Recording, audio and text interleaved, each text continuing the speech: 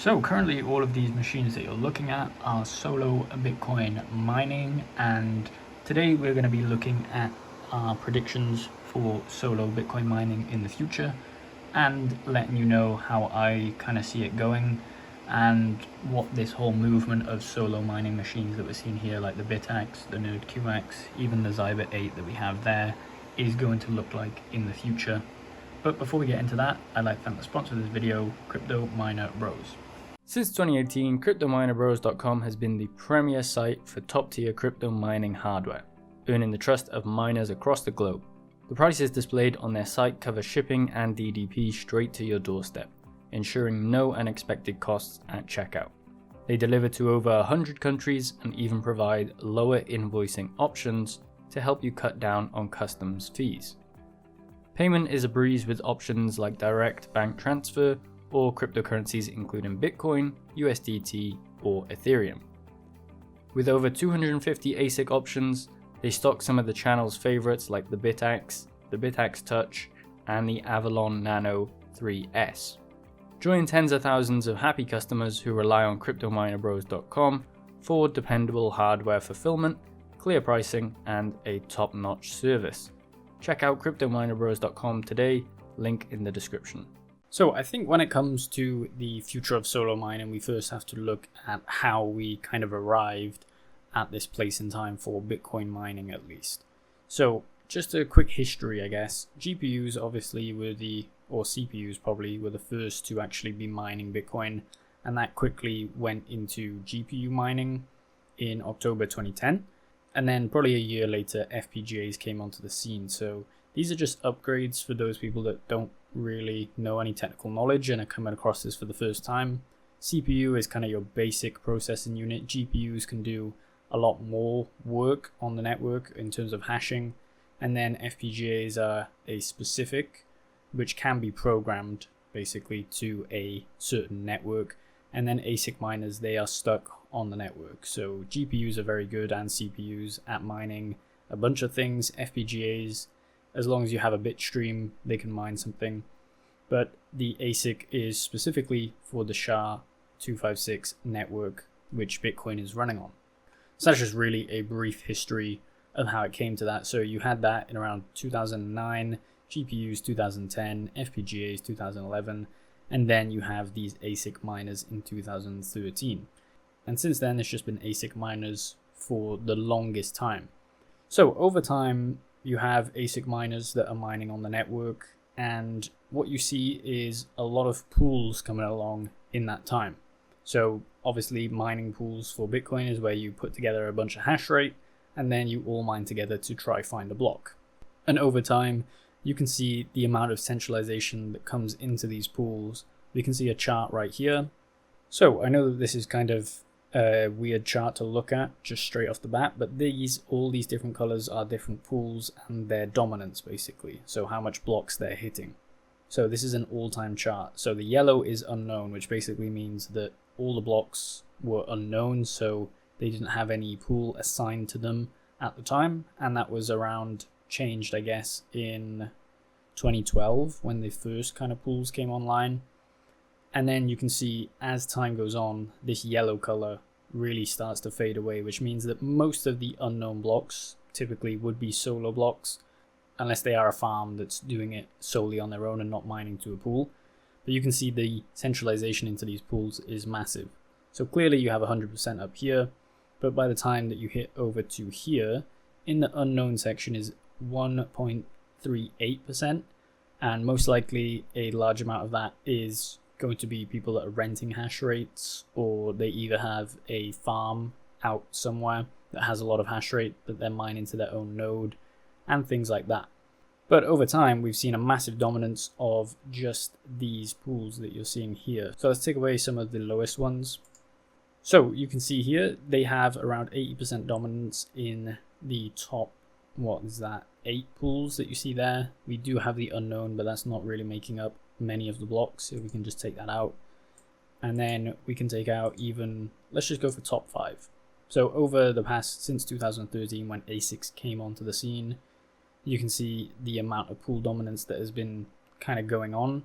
and it's even ramped up way more lately. So you have 80% pool dominance just from the top 5 pools out there, and then even if we take away Spider Pool, you have a lot more dominance from these 4 pools, and these are the main ones where people flock to because they have the lowest rates and they're hitting the most blocks. So the way that it works on network is if you're hitting blocks, that means that everyone will get a payout. If you're mining to a pool that's not hitting blocks, you're kind of risking the pool not hitting a block and not getting paid out.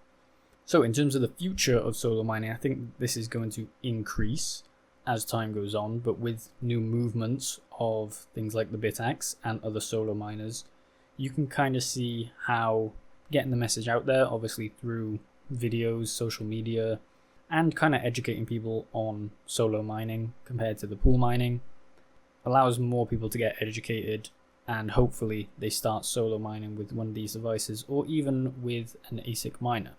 So you have a centralization of the pools currently, and you also have a centralization of the mining or ASIC chip manufacturers.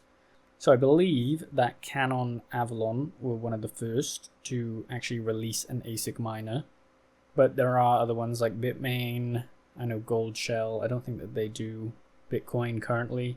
BitDeer definitely do Bitcoin. There's MicroBT, there's IB Link. I think Auradine does Bitcoin as well. So there's a bunch of Bitcoin ASIC manufacturers out there, but heavily centralized into just one company mainly, which is Bitmain. And that's because they offer the most efficiency. So the better the efficiency, people are going to make more profit from pool mining. So obviously they're going to flock to there. Now this only happened because of pool mining, I think. So normally if you were solo mining, there was no such thing as pools. All you would be kind of going for is the highest hash rate, because efficiency is not really a kind of metric that you would use to calculate profitability.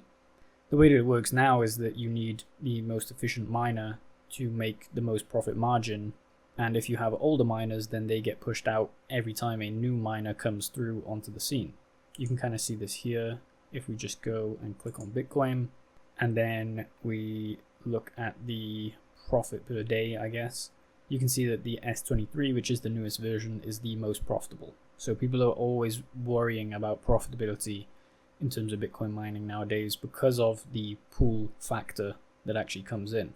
And then as you go down the list, you have the older versions. So as newer versions come online, that adds more hash rate onto the network, which pushes out all of these older miners that you see down here, which is basically wasted hardware after a certain amount of time because they're not making profits, and you'd probably want to stick them onto solo mining after that.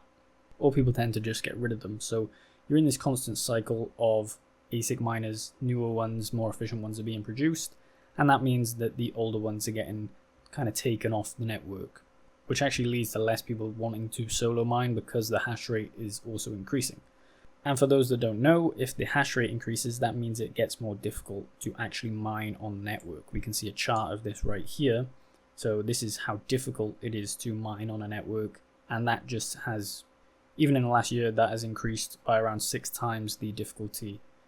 So you can see, even if we drag it back, we can go to all time here.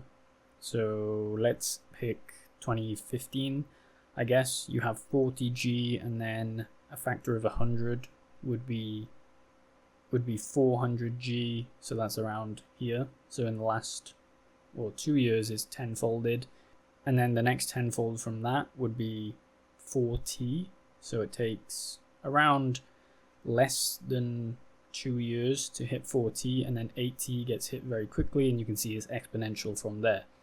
So I think as time goes on, it's going to get harder to solo mine because the difficulty keeps increasing. The only way that we can keep up with this is obviously to have more solo miners on the network. And that kind of brings us on to my prediction for solo mining into the future. So I'm assuming that you already know kind of what a Bitaxe is, but if you do not, then these are smaller miners with one ASIC chip underneath there.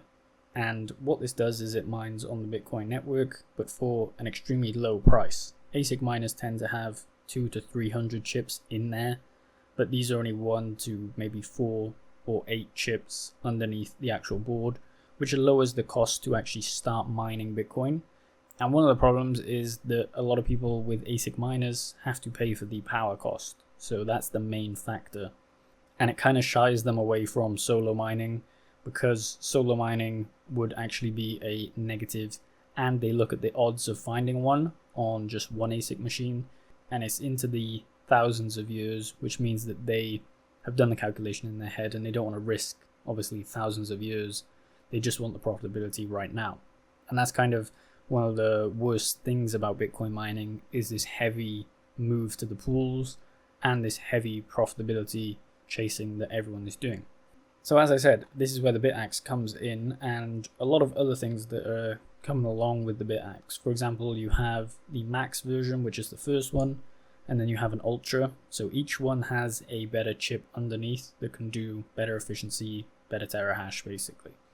And then you have a hex version, which is 6 chips. We actually have this on the channel. And then you have a Supra, which is another one. I believe that that's S21.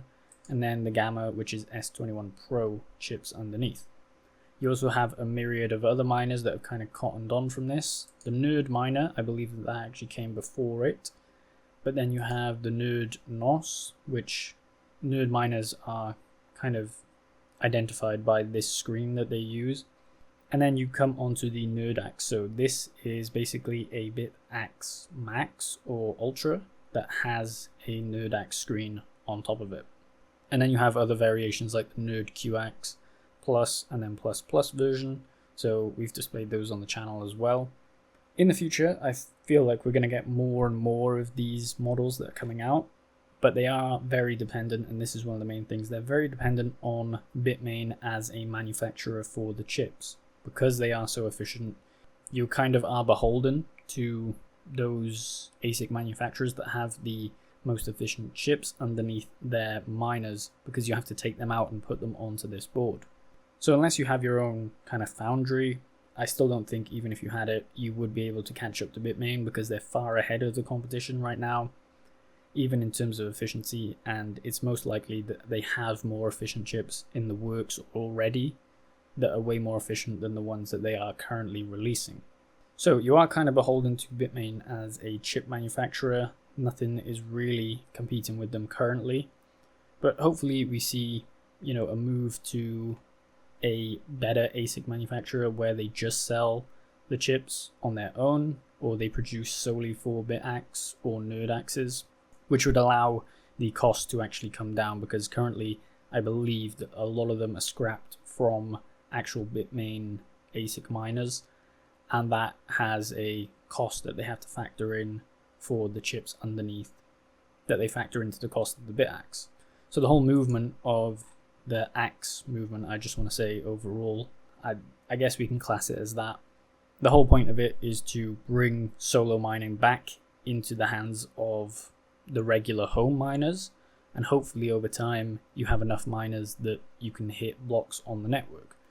We have seen 2 blocks from Bitaxes in the previous past, and we are kind of due for another one in about 2 months if you calculate out the profitability.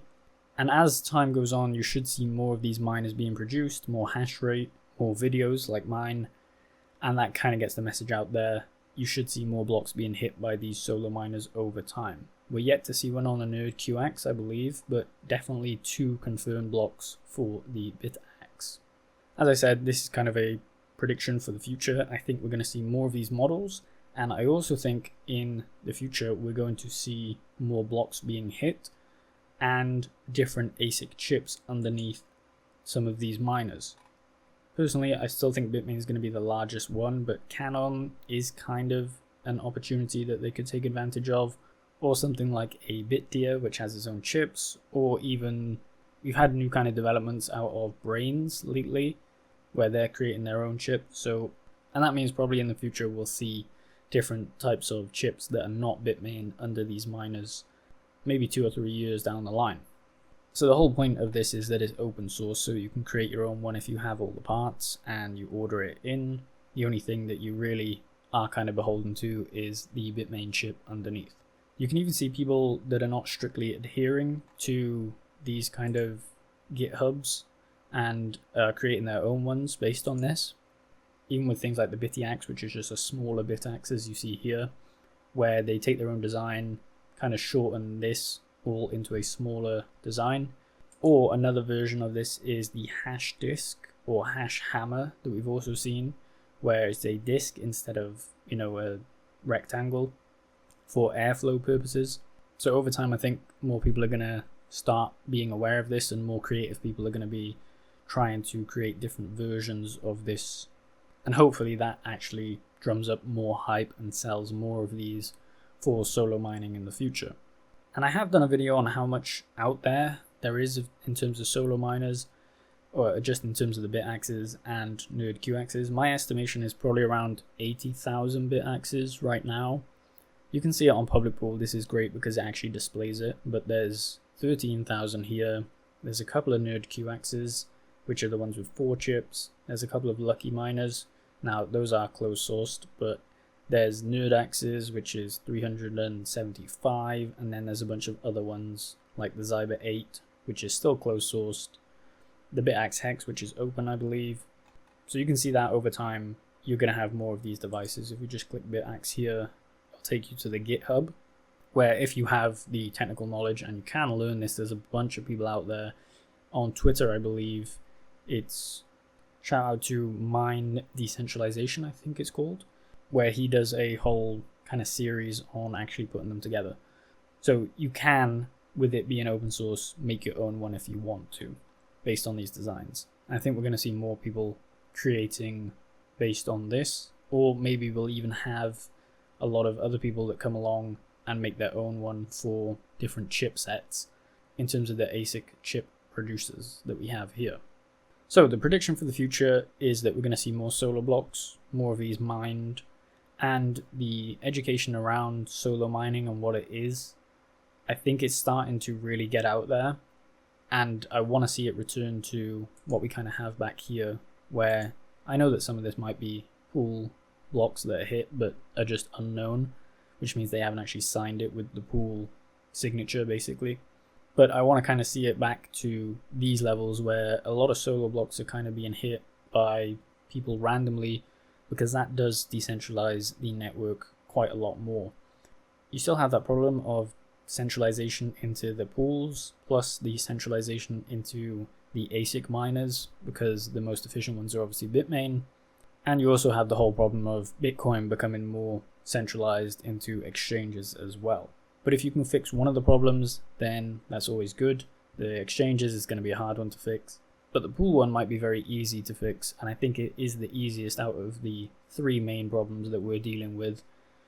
The ASIC manufacturing chip is still going to be a big factor, and the exchanges is going to be a big factor, but hitting the solo blocks can happen very quickly. I think within the next 5 years, we'll see, I want to hope that we'll see a Bitaxe or some sort of solo miner hitting 1 block every week, with more of them being sold and produced out there.